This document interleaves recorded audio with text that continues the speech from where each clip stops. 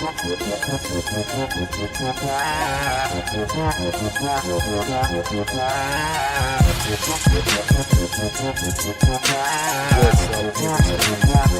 is in the books.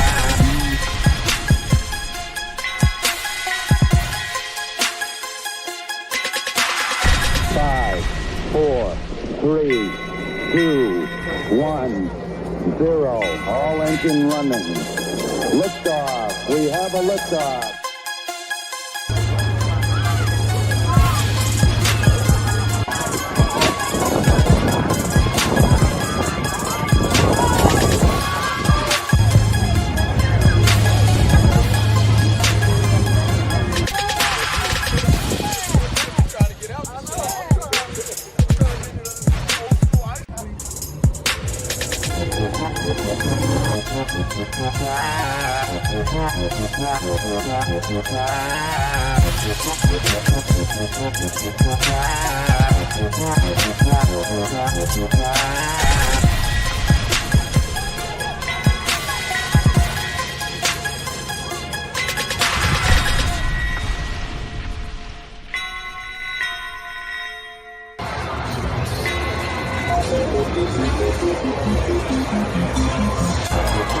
You want some water?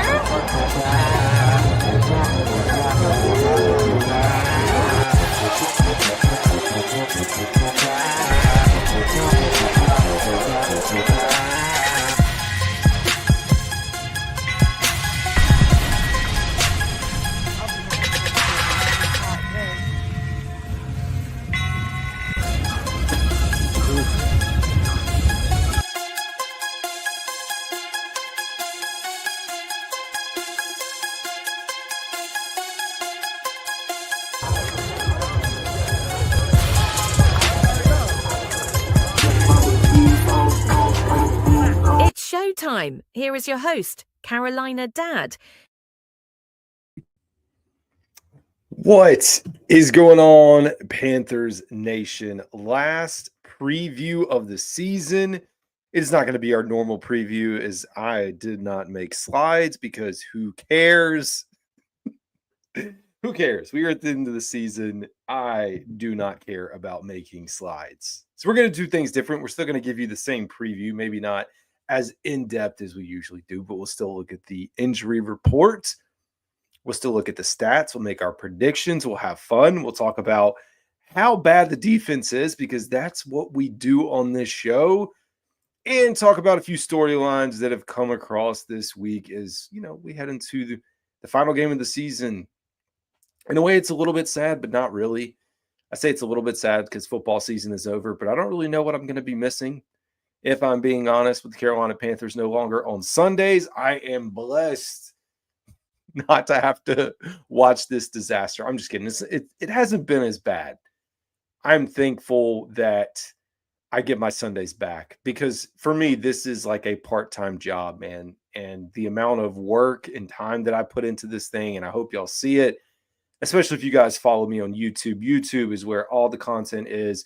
You may wonder why I'm not as active in tweeting. That's because, dude, I'm spending 70 to 80% of my free time at home. I don't watch Netflix. I don't scroll on my phone unless it's to get Panthers news. I'm either watching football, which football season is about to end for everyone, or I'm making content. And so that will continue. And it's fun because when you become monetized, good things happen. So we'll see. This is going to be fun. I did post, and I'll catch up with y'all, but I did post a comment on where you guys want me to invest in the show. So now that we are monetized on YouTube, and if you are not subscribed on YouTube, please subscribe. It's free. Hit the like button. That's all I ask. I don't ask for cash apps. I don't ask for donations. I don't ask for super chats. We just hit over 1,700 subscribers. And folks, we aren't even 2 years into this. We're close, coming up on 2 years. But as far as YouTube, we really did this thing in a year. We went from 0 to 1,700 subscribers in a year. And I think it's going to take off. And folks, if you enjoy college football content, I highly recommend that you tune into the channel. I am plugging myself. I am in the middle of a transition with the channel. I don't know what the heck I'm doing, because I'm bringing on college football content. I have a really good podcast in Two Growls, One Roar, and I'm trying to figure out, like, how do I balance out between this and college football? Do I change my channel name? Do I change the podcast name? I don't know. I've got one hoodie, which you can see right here, and I have people asking me for gear, and I'm like, wait a second, I may redesign everything that I'm doing. So I tell people, like, I'll get there. I'll figure it out as we go. It is an exciting time, and I do appreciate folks that tune in because, to be honest, man, there were a lot of rough spots, and I know I didn't go in and give you guys like a full end of year recap, and I should have, and it's on my bucket of things to do. I do want to highlight the appreciation for folks tuning in because I am independent, I am solo, I am working hard, and of course, one day I would love for this thing to take off and this be exactly what I do. I mean, everyone's got a dream, everyone's got a passion. This is part of what I do, and the effort that I put into this, I know eventually it's going to pay off, whatever that means. I don't know, but it doesn't happen without you guys tuning in. And it was a successful year from a podcast perspective. So you hear a lot of people talking about a podcast and like they may reference their YouTube channel. No, folks, we have a podcast, or I do, directly on Spotify, Apple, wherever you get it. That's how this started. I was a 100% audio only podcast for probably almost a year. And then I figured out YouTube. Always shout out to my father-in-law who pushed me into YouTube. Figured out YouTube, added video. You can watch the podcast on Spotify, and you can also watch it here on YouTube. Or, of course, if you guys are on Twitter or on Facebook, I have Instagram, but I don't live stream onto the Instagram. You can watch it there. But we topped out we are nearing in, and you just have to put these things into perspective. When I started this show, folks, we had about 3 or 4 listeners, and it was everyone in my house, plus my father-in-law and one friend that he recommended. So 5 listeners. And I'm just talking about people that were actually listening to the show. Coming up over the past year on Apple and Spotify, I think it's Spotify, and I may flip my numbers. Apple has more, but we have, I think, close to 150 followers of the show, over 150. And I think Spotify is right behind that, like 140. But we're close to almost 300 people, which may not seem like a lot, but it is 300 people that are connected to us directly to the podcast. Only thing I'll say about that, which I do if you are a podcast listener, and even if you're not, if you can rate the podcast 5 stars, another thing that's free that helps me. I'm already in there as a recommendation. If you search for Carolina Panthers, it's one of the top podcasts that pops up. But any little thing you can do to help me continue to grow, to continue to get exposure. And again, I will hopefully reward y'all for tuning into me with enhanced content. I've got a lot of things I'm thinking through is like we take the next step, and whether it's improving the mic, whether it's improving video quality. I know a lot of y'all folks probably enjoyed the guest segments that we had. And I don't know how many people were tuned into me way back when. We had some really good guests on late in the summer. We had Anish Shroff, voice of the Carolina Panthers, who was on, and that was one of my favorite episodes that I ever had. And I don't know how many people listened to it, but it's out and available. We had Joe Person of The Athletic. We've had Mike Kay. We've had Alex Zetlow. We've had a bunch of other content creators on here as well, like to branch out. So I'm going to continue that. And then, of course, as I talk about this podcast in college football, we're also going to expand our college football folks. And so I do have, thankfully, lined up an NC State guy that covers the team. I'm excited about having him on the show to talk about NC State football. I got to get other folks like covering all the FBS programs in the state of North Carolina. I want this thing to be fun. I grew up in the state of North Carolina. I've lived here all my life. College football has been a big thing for me. And so I want to take the passion that I have and continue to grow. And there's not many people. I mean, you have radio, but there's not many shows out there encompassing all of this. And of course, South Carolina, the state of South Carolina, that is fun. I mean, obviously, I'm a part-time South Carolina fan. Y'all know that. I will give Clemson fans a pass because we're all ACC. Of course, that's ACC #1, but I joke. But it's fun. The college football content, the college football fans in the state of South Carolina really latching on to a lot of the stuff that I'm producing, and it's fun to see them. But it's a lot, man, as I just highlighted, and trying to keep up with college football is tough. I've got the team. I follow North Carolina. So I want to be able to tap in a little bit deeper to experts the same way that I talk about the Panthers. And so that's why we're going to expand that. But lots of fun stuff. Last thing I'll say, tweeted this out as well, but you go back and look. We're a video podcast on Spotify. We were in the top 15% of all video podcasts on Spotify. And that means a lot. Sure, I think there's over 300,000 video podcasts on Spotify. Top 15% puts us at like 45,000-ish range, but it's still significant for a solo independent show that does not advertise, that does not have any marketing budget. I mean, I have not poured anything into this except grassroots, you guys tuning in and saying, yeah, I want to listen to you rant and talk about whatever it is that you want to talk about. So it's much appreciated. And that was a very, very long intro. Of course, we're going to get into the Carolina Panthers talk here in just a second and get you previewed. And my man, Dale, what is going on? Hey, man, as I give a shout out, I got to shout out to Dale, the podcast that they put on, folks, for the New Orleans Saints. These guys are great. Fantastic people, man. BS and Beer Media. I hope I say that right, man. They're a really good podcast. I've been on there a few times, and they're just great people, man. So if you are a Panthers fan looking for a Saints perspective on stuff, there you go. And there's a big weekend. I don't know if they're going to knock off Tampa to put some pressure on our game.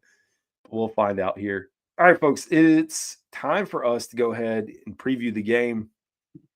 There's a lot to talk about. Again, we are not going in depth the way that I normally do, but we're still going to give you all the latest news.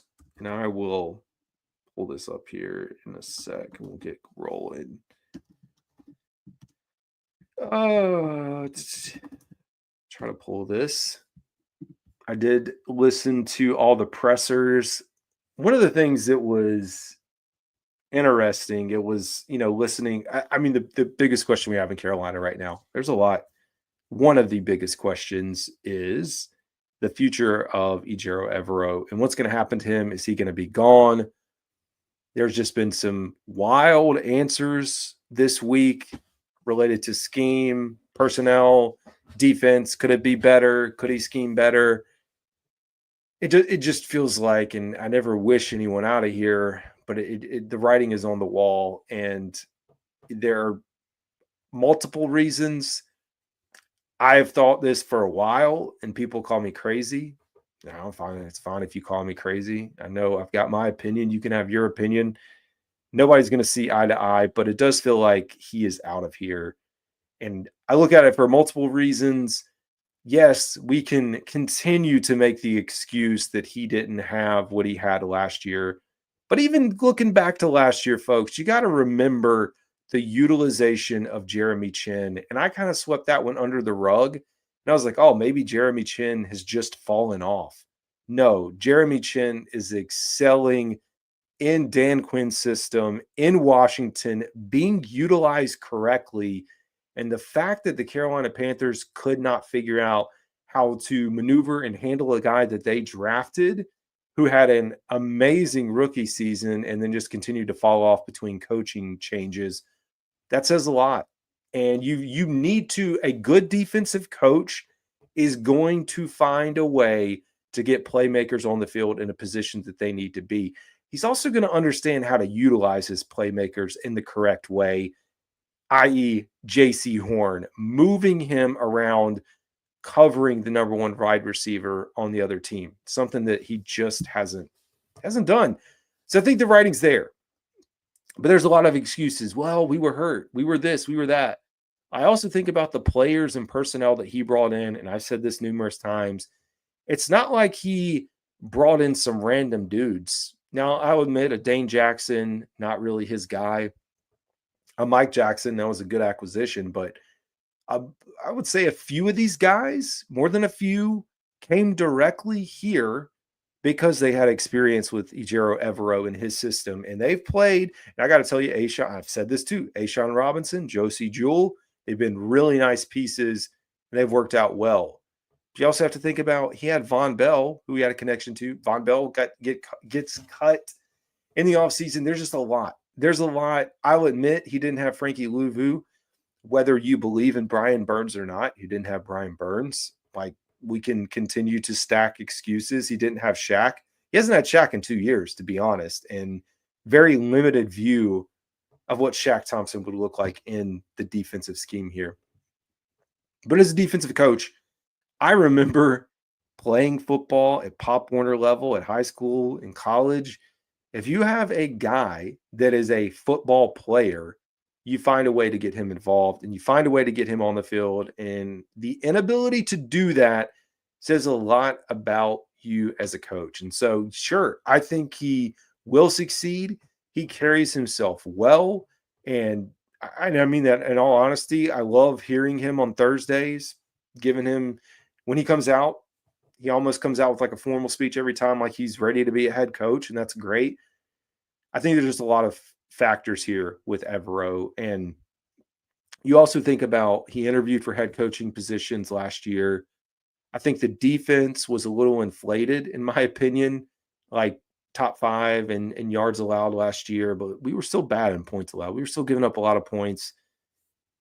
Yes, there was turnovers. There was Bryce throwing pick sixes and all that, but still not a great defense overall. But we shut down his ability to interview for coordinator positions elsewhere. So I could see this thing playing out a few ways. One, he just gets fired straight up. Or two, the Panthers say, well, you know what? Maybe we'll let you explore options this year. And if you want to go out and interview for a similar role, whether it's a head coaching position, which they can't block that. But if there's a coordinator position that comes open, that's a lateral move, they say, you know what, go for it. And he moves on. It just feels like that needs to happen. And the other thing I'll say, a lot of people think about week 1 in New Orleans, speaking of New Orleans, and we just got beat down so badly. There were a lot of miscues. There were mistakes by Bryce. There were mistakes on special teams.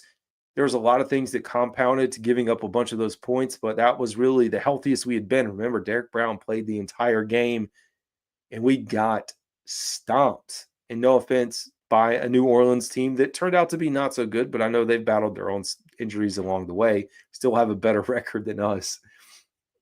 But you go out a few weeks from there, and this is what I'm like, do people forget the team that we trotted out there and how this has gone? You go back and think about the Washington Commanders game. That's the game, and I just tweeted it before I came on here.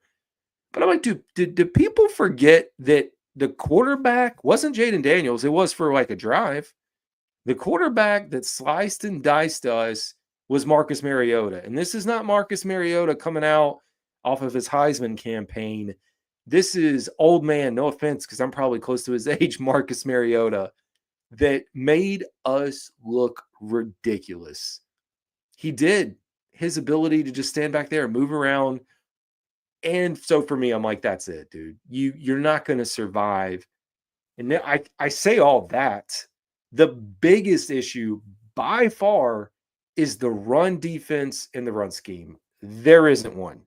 And no matter what happens, and I tweeted out some really bad stats and not really related to the run, but related to the pass defense before this, to NFL Pro. I'll be able to pull them up too once we get into NFL Pro in just a second. It's terrible. We are, as we know, it's kind of been fun for me. I have to find something fun to do. Fun for me to track. And folks, I was one of the ones that way back when, once we were in this territory, like week 6 or 7, I started to look out at the number of rushing yards, and everyone else is kind of sweeping it under the rug. It wasn't on their radar. I started calling it out then. I said the Panthers are on track for one of the worst rushing defenses in NFL history, not Panthers history, in NFL history. And I called it out week after week after week. And we would say, oh, yeah, the Carolina Panthers defense is bad. Rushing defense is terrible. No, it's historically bad. And sure enough, here we are. And we are right on the verge of going into number 3 all time, folks. Think about the entire history of the NFL, folks. The Panthers have only been a team for 30 years. And we're talking about the entire history of the NFL. So the Panthers right now, and I had this pulled up, Panthers have allowed 2,830 yards on the ground.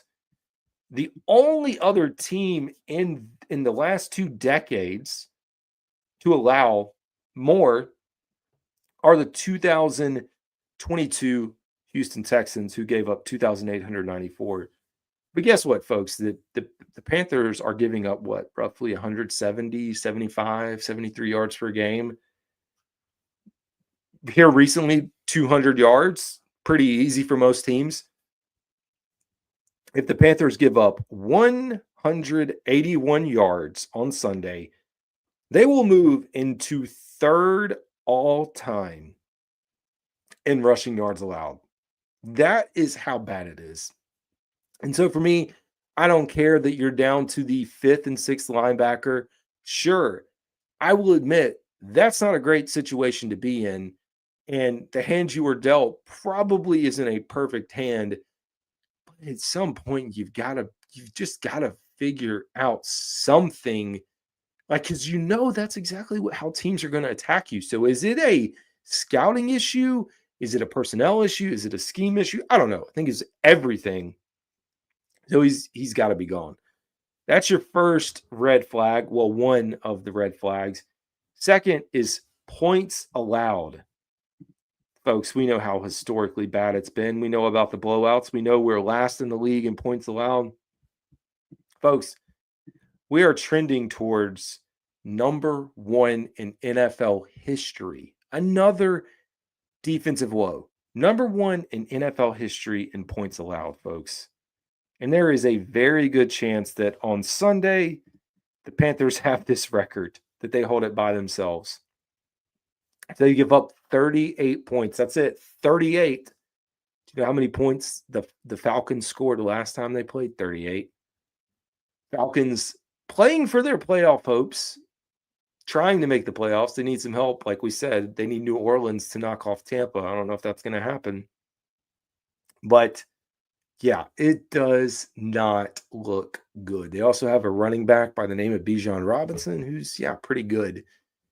It's going to be a long day, but historically bad. They've, like we said, given up 496. So it's not hard to realize also that this is the worst season in franchise history in points allowed and rushing yards allowed. I don't see how he is back. And so when that happens, I don't know. I think the early favorite, just because of the connection, is Robert Saleh. It's always going to be. But that feels like, I don't know if he's going to get other head coaching opportunities. It's still early. Like, I know you're starting to see interviews for the Jets. You're seeing, which I know he's not going back to New York, but you're seeing interest drum up across the league. So you never know. I don't know if he's due to get a head coaching gig, if he would want to come back here. I feel like him and Canales probably have a pretty good relationship. I think it would be fantastic to have him, just seeing what he's done with the defense. I know the offense never got there, but I think they would be a really good tandem. I'm going to call this worst case scenario. In the event that Evero does stay, I do think there has to be some kind of shakeup on the defensive staff. Like, you can't just be this bad week in and week out and not make any changes. And some people view Dave Canales as the nice guy, but I don't. I know he is nice as a person, but he's proven he doesn't care what people think, and he'll do what he wants. And you have to remember, like, this really isn't his coordinator. I think in the first year, it all made sense. Like, you want to come in, you want to manage. It's a lot. He's admitted it multiple times during the season how difficult it has been as a new head coach in the NFL, getting his feet underneath him, trying to manage everything being a coach. He hasn't done this, folks. He went from a positional coach, passing game coordinator, to offensive coordinator. That's a big jump. Only does that for a season. And now he's the NFL coach, an NFL head coach. There's a lot of responsibilities that come with that. And he's having to kind of take it all in and drink the fire hydrant right out of the gate. So I do think as he's had a year under his belt that there's more flexibility for him to really find his guy that he wants to bring in here. So anyways, that's my rant. I guess you could call it a rant on the situation. I think the other thing that I'll talk about, and then we'll actually get into preview the game, I promise. There was a report today that surfaced. I don't know if I'll call it a report, an article, ESPN.com, circulating around sources with close to Bryce Young and trying to spin up this idea of uncertainty here. And to me, I don't think there was anything significant in this. And like, we all know who wrote this article. He's been pressing Dave Canales every single week about who's going to be the starting quarterback here in Carolina. He continues to do it in the most egregious ways too. And he asked the question after, I don't remember which game it was, but it was like, it might have been the Cowboys. I don't know. It was a bad game. I think it had to be the Cowboys. And you could tell Dave Canales was pissed, like, and everyone else was like, "Are you serious?" I saw, as I follow this stuff, man, and there's you think that Twitter Panthers fans who beef with each other is one thing or whatever. Dog, there's beef between the beat writers. I don't know if they want to call it beef, but it's there because I saw numerous people who called. They didn't call him out specifically. Speaking of David Newton, I'll go ahead and drop the name, but they didn't call him out specifically. But sure as heck, there were folks you watched when that question came out and somebody said, was that question really asked? Like, are you freaking kidding me? So I think it's just stupid. And for me, I think a lot of folks, they've got their opinions on the work and the questions. And yes, I'm not going to go too far into that because I'm just trying to stay away from it. But we all know what we know and feel about that. But to me, I look at what was in there, what he put together. I'm like, nothing in there is surprising. Like, if you followed this whole situation, like, yeah, of course, Bryce Young is going to be shocked about it. Of course, as he's gone along, there's an understanding that he didn't know when he's going to come back. We all saw it. It's not like this was a secret that Dave Canales did not want to move back to Bryce Young. But I think what we've seen over the last 7 or 8 weeks is a Dave Canales that has recognized he has a quarterback that's making a statement for himself. It would be stupid outside of an enormous trade haul that you could get in. It would be absolutely stupid and ridiculous to move on from Bryce Young this offseason. From what we've seen, and I mean, unless does he go out on Sunday and throws 7 interceptions or something just off the charts? Hopefully not. But there's enough progress that's been made, and the data is showing it, the progression of Bryce Young. And I mean, I even put it out. I took it down now as I'm editing or recording. The progression of Bryce Young, when you go back and look at his 2023 stats, you look at his stats for this season. So there's improvement just in that span. But then if you hone in on his stats, because we know the first 2 games were skewed, his stats since he returned as a starter, significant improvement in all categories. So for me, it's like, I don't think there's I just don't. I don't see the Panthers moving on. They at least have some stability there. They have another season. He's on his rookie contract, as I have reiterated numerous times, the benefits of having a quarterback on a rookie contract. That doesn't mean that he's not going to go out. You have to have a backup. I don't know who that backup is going to be. I don't know if it's going to be Plummer. I don't think it's going to be Dalton. I mean, it could be, but I don't think that Bryce Young gets moved. And I don't think this is really a thing that's going to happen. I mean, who knows? NFL's crazy, crazy sport. But I think the Panthers, like, as we talk about the Panthers figuring this out, becoming a better franchise, a smarter franchise, now's not the time. Go ahead and invest heavily on the defensive side of the ball, as we talked about. Pick up your number one receiver, hopefully through free agency. We'll see. And get this team established. And you know what? If Bryce Young bombs next year and he's just not it, you've positioned yourself really well to have a full team around the next quarterback that comes here, whether that's a veteran who we know Canales has kind of leaned on a little bit. It's funny to think that, you know, we there's a lot of narratives that we generate around Dave Canales, the quarterback whisperer, this and this. It's funny how he's a positional coach, a passing game quarterback, and then an offensive coordinator. He really wasn't the one influencing the quarterbacks that are in front of him. And some people like to say, well, Dave Canales likes to work with blah, blah, blah.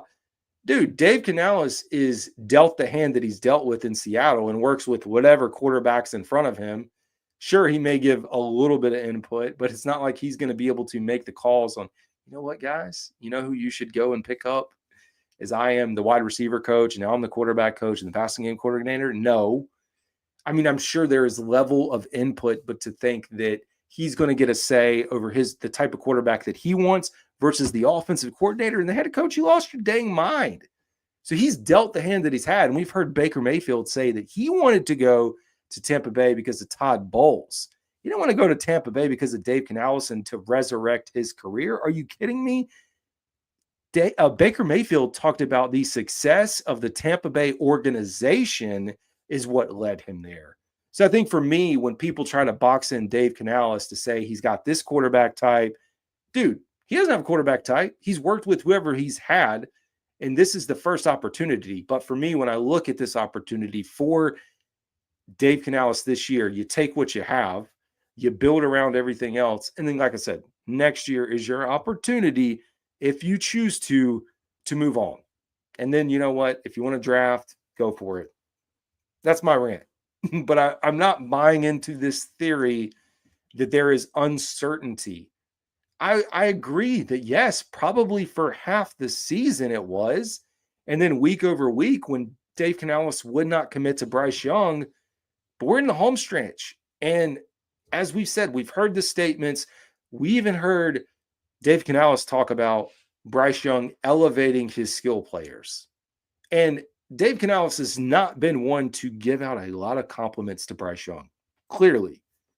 So I think he's said enough along the way. And I think some people want this happy-go-lucky marriage where everyone's posting together on social media and they're holding hands in public. Like, everybody wants that. That doesn't have to happen. These are grown men. Like, what are you trying to force? They don't have to, like, you can have a relationship and be good with people, and you don't have to show this like affection and Bryce Young, he's so great, he's such a fantastic quarterback. No, clearly what has worked in this dynamic duo that we have between these two has been putting Bryce Young down on the bench, has been resetting him after the entire media said, no, you can't do that, y'all are idiots, what a shame, Dave Canales is stupid. I don't know.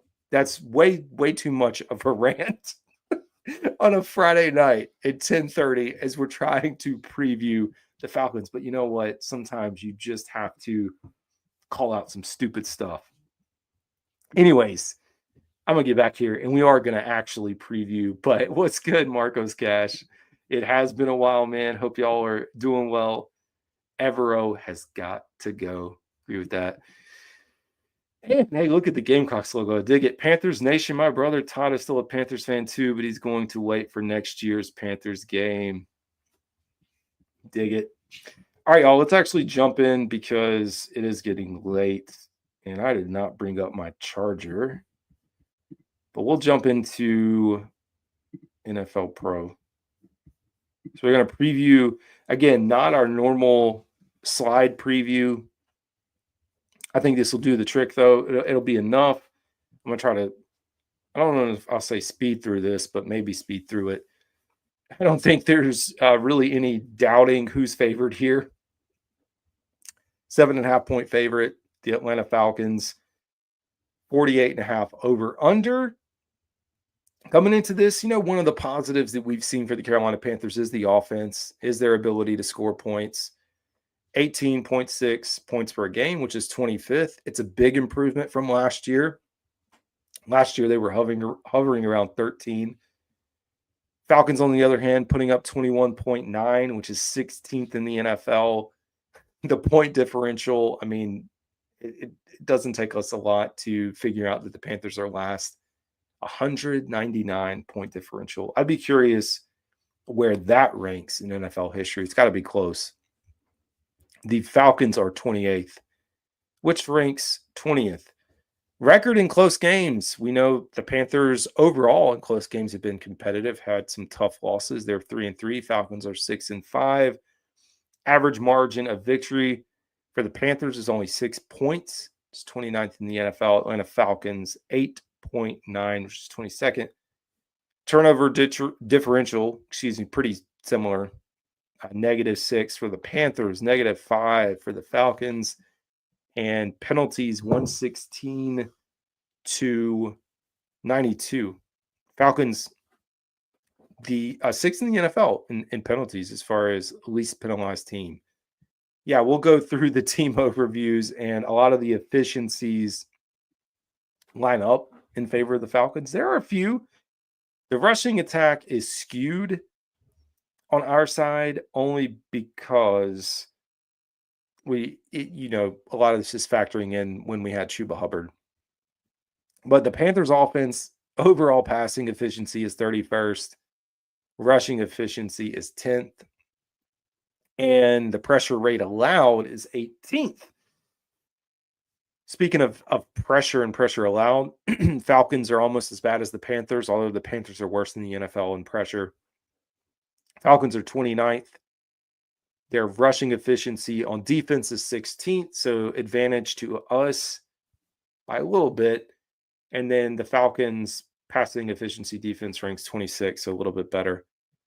On the offensive side of the ball, of course, we know Michael Penix at the helm, so maybe these numbers also a little bit jaded compared to, Kirk, but 16th in passing efficiency, 13th in rushing efficiency, and 19th in pressure rate allowed. We are almost dead last in every category. 31st, 32nd.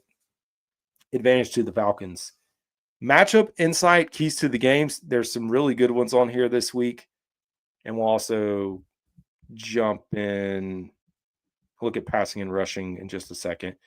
But Bryce Young has had 2 passing touchdowns and 0 interceptions in each of his last 2 games, making him the first quarterback for the Panthers to do this since Cam Newton in 2018. Hats off to Bryce Young. Speaking of kind of rises, Drake London, I will give my kudos to the Falcons as much as I can't stand them. 1,000-yard season. He's the first Falcon to reach 1,000 yards since Calvin Ridley in 2020. And folks, we all know about the Bryce Young and Adam Thielen connection in Carolina. Actually, let me make sure this is, we're good. Connection in Carolina. They have connected 12 times for 232 yards and 3 touchdowns on passes under pressure. Bryce Young's faced a ton of pressure, and he's continued to deliver ever since he's came back into the lineup. Since week 11, and that is the second most in that span. Young has been pressured on 37.6% of his dropbacks this season, 7th highest in the NFL. And I think the next stat is my favorite. It is I want to frame this one, and oh my gosh, can we put it on a frame next to 28-3? This would be amazing. If the Falcons fail to make the playoffs, they will be the only team to start 6-3 or better this season and miss the playoffs. That's fantastic. 6-3, 28-3. Put it in a frame. I'm all for it. We'll close out. We'll look at the last two here. Panthers, here's where I talked about it. Here, Panthers pass rush is terrible. Also, looking ahead to mock drafts and draft season, defense. I'll continue to say it. Defensive front, and I don't care if we're in a 4-3, 3-4, defensive end, edge, outside linebacker, defensive tackle. That front, we got to get some playmakers. Panthers have generated the lowest pressure rate in the NFL this season, which is 25%, despite blitzing at the 9th highest rate. I mean, we see it. We see the blitzes coming, and then it's almost like it's not going to work. We're not going to get there. Panthers have recorded a pressure rate of just 30% when blitzing, the lowest blitz pressure rate of the past 4 seasons. It's bad, folks. Now, when you think about a blitz, you think about a linebacker. We don't have a Frankie Louvu. We don't have a Shaq Thompson. We don't have a Trevin Wallace anymore. We lost several guys along the way. Like we said, we're going with the 5th and 6th linebacker. So I will kind of ease up a little bit there, but still not great. The Panthers are the only team in the NFL with one player recording 25 or more pressures. With just one player. We are the only team with just one player. That was Jadeveon Clowney. I think if DJ Wonnum had been healthy, probably would have been there too. I think it just goes to show how bad it's been, which we know. Like, we don't have to harp on that. Last stat here, Bijan Robinson. Yeah, this is going to be it's going to be a long day, I think.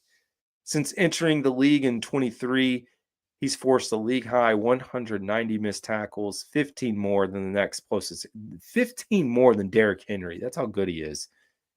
Additionally, Robinson has accumulated 1,019 yards after missed tackles in that span, making him one of only 2 players to generate that. The other, of course, Henry.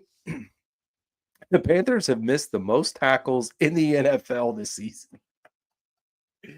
Every time we turn around, there's a new defensive stat about how bad we are. Panthers have missed the most tackles in the NFL this season, resulting in the 4th highest missed tackle rate among all teams. Additionally, their 1,069 yards allowed after missed tackles is the 3rd most. Oh my God. It is so bad. We do have player projections. This is pretty cool. It sounds like Miles Sanders likely is going to go. But for Bryce Young, they've got him at 192 yards, 1 touchdown, and I mean, technically 1 interception. Raheem Blackshear with 18 rushing yards. That's not great. Adam Thielen, 5 receptions, 62 yards. Coker, 3.5. Tommy Tremble, 2.5. See what they have with the Falcons. Have Michael Penix with 224, 1 touchdown, and an interception. Only 11 rushing yards, and then Bijan, he is more of a pocket passer, but Bijan Robinson with 99 yards. That is pretty light, but 24 receiving. And then Drake London, 68, Darnell Mooney, 56, and Kyle Pitts, 34.5. We have our official injury report here. For the Carolina Panthers, they're going to be missing quite a few folks. It was expected. Amari Barno, he is out. J.C. Horn is out. Josie Jewell and Lonnie Johnson. You do have Robert Hunt is questionable, but sounds like he should be a go. Xavier Legette, would be good to get him back out there. Can just finish strong. Taylor Moton, Ashawn Robinson, and Miles Sanders there, and you can see the full injury report. For the Falcons, it does not look like they have anyone out. They have a few folks that are questionable, but at least the latest that they have is on here. Passing, Bryce Young, 209, 350, 2,100 yards, 12 touchdowns to 9 interceptions, 78.2 rating, 6.1 per attempt, 59.7 completion percentage. Michael Penix, 40 of 67, 1 touchdown, 2 interceptions, 73.2 rating, 6.9 per attempt. This game, though, is really the future of this series as you look at Bryce Young and Michael Penix. I got to tell you, the Falcons, it felt stupid. It still feels stupid that it's a dumb situation no matter how you look at it. Whether it was signing Kirk Cousins or whether it was drafting Penix, they should have done one or the other. They chose to do both, or they shouldn't have paid Kirk as much money as they did. But so be it. Either way, seems like it potentially is going to work out for them. The good thing for the Carolina Panthers, and I don't know if I want them to win, to be honest. Yes, I do. But as we talk about draft positioning and draft stuff, and we look at Tankathon, it would be nice if the Panthers had a top 5 pick. And I know they need a little bit of magic to go their way, but it would be nice versus dropping back to 8 or 9 or 10. I do expect them to come out and compete, though. And even Dave Canales said it today. Atlanta Falcons, they have to play for this. They have to win and then hope that there's an upset in New Orleans over Tampa Bay. So I actually don't know where they're playing. Anyways, against New Orleans and Tampa Bay.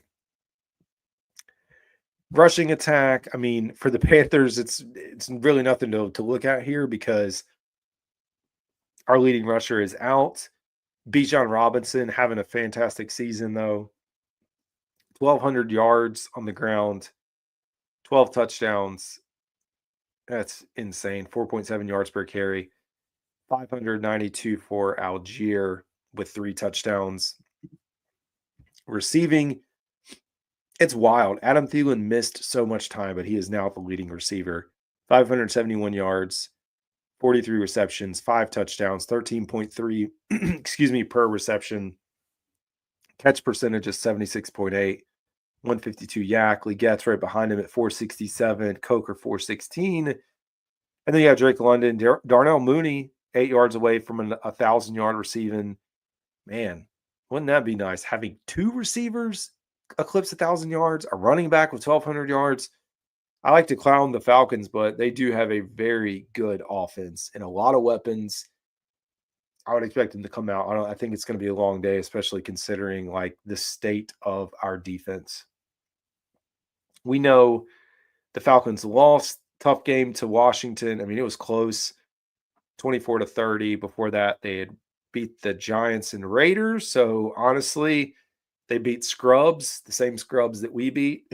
They lost to the Vikings and Chargers. And we know we have won 1 of 5. Been competitive, but only won 1 of 5. Defensively, Jadeveon Clowney leads the way in sacks at 4.5. They have Shaq Thompson here. I'm not even going to read that because he's clearly not playing. I'm not going to go through everything else. We went through injury report. It's getting late. So, yeah, that's it. 1 o'clock kickoff on CBS. That'll be it. I will be back on Sunday night to do the live stream, final live stream of the season. And then we move into draft mode. But, of course, as things come up, as topics happen, I'll be releasing content. Would appreciate it if you guys are subscribed to the channel. Again, helps me out. And as always, I think that's going to do it. Hope you guys have a good night, great weekend. It's Carolina Dad, and y'all have a good one.